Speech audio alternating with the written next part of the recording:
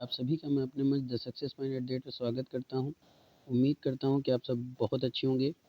मेहनत करते रहिए, दिल लगा के मेहनत करिए, प्रॉपर नोट्स बनाइए, मैं हमेशा से कहता हूं, और पढ़ते चलिए क्योंकि अब एग्ज़ाम कभी भी हो सकता है। तो फटाफट से इस वीडियो को शेयर कर दें, लाइक करें। आप मेरा सपोर्ट करें, मैं आपका सपोर्ट करूँगा, और ज़्यादा से ज़्यादा इस वीडियो को शेयर करें। वीडियो कैसे लगती है आप कमेंट में ज़रूर बताएँ। तो चलिए शुरू करते हैं आज का टॉपिक। शुरू करने से पहले गुजारिश है कि जो मेरे चैनल पे नए वीडियो वो सब्सक्राइब कर दे, बेल आइकन ऑन कर दे ताकि उनको नोटिफिकेशन मिलती रहे। चलिए शुरू करते हैं आज का टॉपिक, इलेक्ट्रॉनिक मल्टीमीटर। तो इलेक्ट्रॉनिक मल्टीमीटर क्या होता है? ये एक तरह का ऐसा मल्टीमीटर होता है बच्चों, जो क्या करता है कि इलेक्ट्रॉनिक सर्किट में इस्तेमाल किया जाता है। मतलब कहने का मतलब ये समझ लीजिए कि जिसमें इलेक्ट्रिकल और इलेक्ट्रॉनिक सर्किट की वोल्टेज, करंट और रेजिस्टेंस को मापना होता है, वह हम इलेक्ट्रॉनिक मल्टीमीटर का इस्तेमाल करते हैं। इलेक्ट्रॉनिक मल्टीमीटर एक प्रकार का मापन उपयंत्र होता है, जिसकी सहायता से हम क्या करते हैं कि डीसी वोल्टेज, विद्युत धारा तथा रेजिस्टेंस का मापन एक ही मीटर द्वारा किया जाता है। बात समझ में आ रही है? कहने का मतलब ये है जिसमें एसी और डीसी वोल्टेज का हम क्या करते हैं, करंट और रेजिस्टेंस का मापन करते हैं। इलेक्ट्रॉनिक मल्टीमीटर बच्चों दो प्रकार से उपयोग में लाया जाता है, एक होता है एनालॉग और एक होता है डिजिटल। तो आइए देखते हैं एनालॉग मल्टीमीटर क्या होता है। तो एनालॉग मल्टीमीटर जो होता है बच्चों वोल्टेज, इलेक्ट्रिक करंट यानी कि वोल्टेज, इलेक्ट्रिक करंट और रेजिस्टेंस तीनों को मापने के लिए प्रयोग किया जाता है। और ये एक तरह का क्या होता है, वोल्टेज मापी वोल्टमीटर होता है। मीटर में बहुपरत की व्यवस्था यानी बहुपरास कह सकते हैं, परत भी कह सकते हैं, होती है, जिसमें वोल्टेज रेजिस्टेंस के लिए अलग अलग निवेश सीमन जालक्रम की व्यवस्था होती है। यानी कि मान लीजिए जैसे कि रीडिंग बनी होती है लाइन लाइन, उसकी बात की जा रही है, जलक्रम की व्यवस्था होती है। इसमें एक डीसी प्रधान लगा होता है। मापी जाने वाली राशि की सूचना के लिए एक सूचक यंत्र भी होता है। बाईपोलर जंक्शन ट्रांजिस्टर तथा फील्ड इफेक्ट ट्रांजिस्टर का उपयोग डीसी व्यवधान की व्यवस्था में संतुलन के लिए किया जाता है। व्यवधान मतलब उसमें कोई रुकावट, बात समझ में आ रही है, कि व्यवस्था में संतुलन के लिए किया जाता है। अगर निवेश शून्य है और पाठ्यांक भी शून्य है तो इसका मतलब कि मीटर संतुलन की अवस्था में, यानी ऐसे समझ लीजिए कि जो हमने सिग्नल दिया है, जो इनपुट दिया है, वो अगर वो शून्य है तो पाठ्यांक भी क्या होगा, आपका शून्य होगा। और उस कंडीशन में जो मीटर की जो रीडिंग आएगी वो क्या होगी, संतुलित अवस्था में आएगी। देखिए ये आपका ब्लॉक डायग्राम दिया हुआ है, आइए समझ लेते हैं ब्लॉक डायग्राम को। ये देखिए यहाँ पे एक डिस्टकारी लगा हुआ है जो एसी को क्या करेगा, डीसी में कन्वर्ट करेगा। और यहाँ पे आपका डीसी सप्लाई, जैसे ही हमने इसको डीसी इनपुट दिया, ये की इससे कनेक्ट होगी, बस समझ में आ रही है। और जब डीसी से चलाएंगे तो डीसी इससे इनपुट देगा, और इनपुट एंटीनूएटर के जरिए से इसको बैलेंस प्रदान कर देगा, और मीटर क्या करेगा, हमको रीडिंग दे देगा। बात समझ में आ रही है। और इसके अंदर क्या होता है, एक इंटरनल बैटरी लगी होती है जो इसको सुचारू रूप से चलाने में काम करती है। पर अगर हम एसी को डीसी में कन्वर्ट करते हैं, कुल मिलाकर के जो मल्टीमीटर होता है ये आपका डीसी पे वर्क करता है। और इसको हम क्या करते हैं, अगर एसी डीसी पे चलाना है और एसी हमारे पास है तो हम उसको क्या करते हैं, एसी को डीसी में कन्वर्ट करते हैं, क्या लगा के, रेक्टिफायर लगा के। बात समझ में आ रही है। चलिए आगे चलते हैं। तो एनालॉग मल्टीमीटर में आउटपुट रीडिंग दर्शाने के लिए संकेतक डिस्प्ले का उपयोग किया जाता है। मल्टीमीटर अलग अलग लक्षण, रूप और मूल्य में उपलब्ध होते हैं।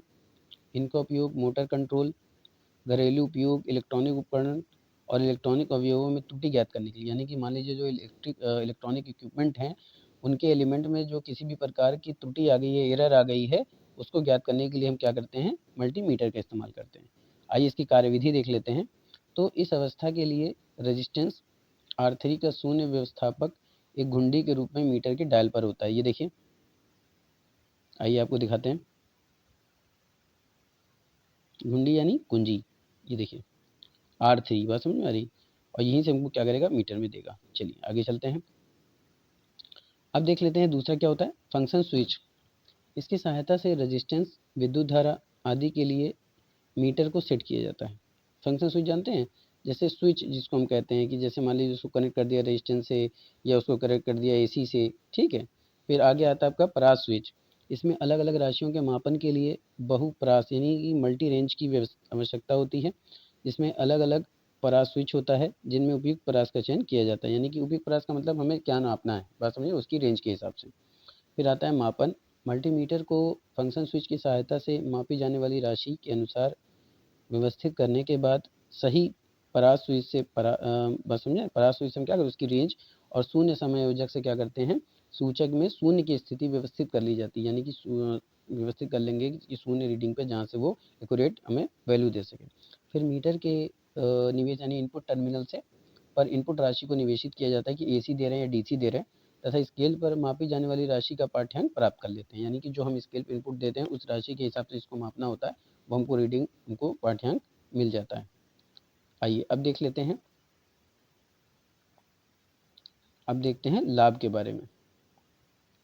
तो जो एनालॉग होता है उसकी जो एडवांटेज है, जो उसका लाभ है, वो क्या होता है कि इसमें भरण प्रभाव कम होता है। ठीक है, भारण प्रभाव कम होता है। मापन रेंज क्या होता है इसकी अधिक होती है, जो इसकी मापने की जो रेंज होती है वो अधिक होती है। ये सुग्राह्यता में इसकी एक्यूरेसी अच्छी होती है। तापक्रम के परिवर्तन में इसका कोई प्रभाव नहीं पड़ता है। बात समझ में आ रही है? चलिए आगे चलते हैं। आपका डिजिटल मल्टीमीटर, तो इन यंत्रों में आउटपुट पाठ्यक्रम की सूचना अंक प्रणाली के द्वारा हम क्या करते हैं, सीधे दी जा सकती है। यानी आउटपुट पे जो हमको मिल रहा है उसकी सूचना हम अंक प्रणाली के रूप में सीधे ले सकते हैं। अंक प्रणाली के लिए हम क्या करते हैं, एलसीडी का इस्तेमाल करते हैं। यानी एलसीडी का फुल फॉर्म आप क्या होता है उसको भी याद रखिएगा, लिक्विड क्रिस्टल डिस्प्ले। तथा एलईडी यानी लाइट इमिटिंग डायोड का हम प्रयोग करते हैं। इसकी सहायता से क्या करते हैं कि एसी व डीसी वोल्टेज तथा एसी व डीसी करंट और रेजिस्टेंस का मापन कर लिया जाता है। इसमें भी फंक्शन स्विच और शून्य समायोजन और परास स्विच लगे होते हैं। आइए आगे देखते हैं। ये देखिए इसमें ब्लॉक डायग्राम दिया हुआ है। यहाँ पे आपका कांस्टेंट करंट सोर्स दिया हुआ है। ये आपका बफर एम्पलीफायर है। ये करंट वोल्टेज कन्वर्टर है। ये कैलिब्रेटेड अल्टेनुएटर है। ये करंट वोल्टेज कन्वर्टर है। ये डेलिब्रेटेड अल्टेनुएटर है। आइए इस सब के बारे में थोड़ा सा डिस्कशन कर लिया जाए। देखिए ये मान लीजिए रोटरी स्विच है। जैसे ही हमने इसको क्या किया, इनपुट दिया। अब अगर मान लीजिए ये एसी वोल्टेज हमको मापनी है, तो हम एसी वोल्टेज के ज़रिए से नापेंगे। ये रेक्टिफायर लगा हुआ है यहाँ पे, डीसी में कन्वर्ट करेगा। फिर ये क्या होगा, हमें एनालॉग में हमको क्या करेगा, ये कन्वर्ट करेगा और फिर वही एनालॉग इसमें क्या करेगा, डिजिटल डिस्प्ले पे हमको रीडिंग देगा। बात समझ में आ रही है? फिर इसी तरह अगर हम एसी करंट को मापते हैं तो ये करंट में जाएगा और करंट इसको क्या करेगा, वोल्टेज कन्वर्टर, यानी करंट से वोल्टेज में कन्वर्ट हो जाएगा। ठीक है, अब करंट होने के बाद ये फिर इसी में आएगा, डीसी में कन्वर्ट हो जाएगा। फिर डीसी इसी के जरिए से क्या करेगा, एनालॉग में जाएगा और एनालॉग इसको क्या करेगा, डिजिटल फॉर्म में चेंज करके हमें डिस्प्ले पे कनेक्ट कर देगा। ठीक इसी तरह से आपका डीसी का है, इसी तरह से आपका डीसी वोल्टेज और करंट का पड़ता है। ये कार्यविधि देख लेते हैं। तो इन अभियंता द्वारा यानी क्या करते हैं, इनको किसी इंजीनियर के द्वारा आउटपुट पाठ्यांक प्राप्त करने के लिए पहले एनालॉग राशि को डिजिटल रूप में कन्वर्ट करने की आवश्यकता होती है। इसके लिए क्या करते हैं, एनालॉग से डिजिटल परिवर्तन इकाइयाँ यानी कि कन्वर्टर की प्रयोग में लाई जाती है। और उनके प्रचलन के लिए मीटर में मैनुअल प्रचलन भी लगे होते हैं, यानी कि मैनुअली लगे होते हैं।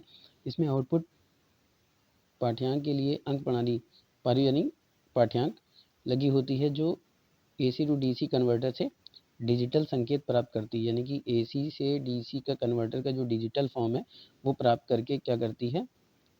बच्चों ये प्रतिदिन लग गया है और ये आपका क्या होगा, प्रतिदीप्त होगा। इसको हम क्या करते हैं, प्रतिदीप्त। बात समझ में आ रही है? इसको हम लिखेंगे प्रतिदीप्ति।